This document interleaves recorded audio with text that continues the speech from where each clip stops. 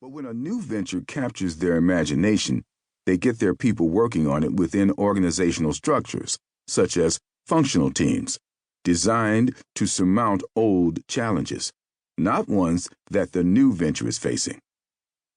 To avoid this mistake, ask, does my organization have the right resources to support this innovation? Resources supporting business as usual people, technologies, product designs, brands, customer and supplier relationships rarely match those required for new ventures. Does my organization have the right processes to innovate? Processes supporting your established business, decision-making protocols, coordination patterns may hamstring your new venture. Does my organization have the right values to innovate? Consider how you decide whether to commit to a new venture. For example, can you tolerate lower profit margins than your established enterprise demands? What team and structure will best support our innovation effort? Should you use a team dedicated to the project within your company? Create a separate spin-off organization?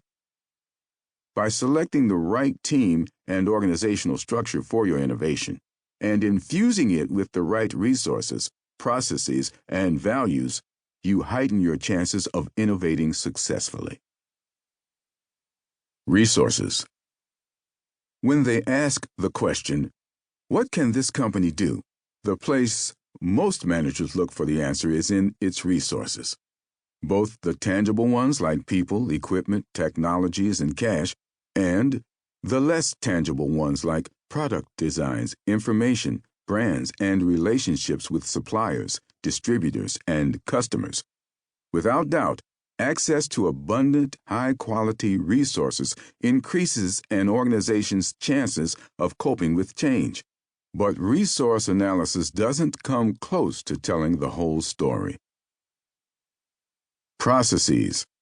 The second factor that affects what a company can and cannot do is its processes.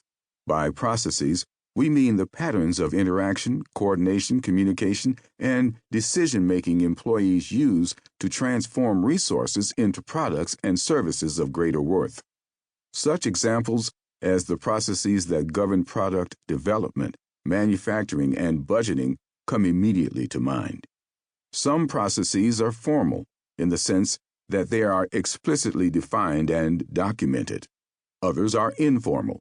They are routines or ways of working that evolve over time. The former tend to be more visible, the latter less visible.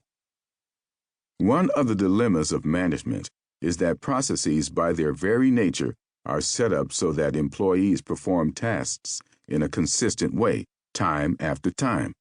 They are meant not to change, or, if they must change, to change through tightly controlled procedures.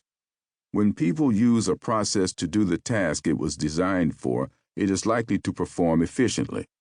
But when the same process is used to tackle a very different task, it is likely to perform sluggishly. Companies focused on developing and winning FDA approval for new drug compounds, for example, often prove inept at developing and winning approval for medical devices because the second task entails very different ways of working. In fact, a process that creates the capability to execute one task concurrently defines disabilities in executing other tasks. The most important capabilities and concurrent disabilities aren't necessarily embodied in the most visible processes, like logistics, development, manufacturing, or customer service. In fact, they are more likely to be in the less visible, background procedures that support decisions about where to invest resources, those that define how market research is habitually done, how such analysis is translated into financial projections, how plans and budgets are negotiated internally, and so on. It is in those processes that many organizations' most serious disabilities in coping with change reside. Values.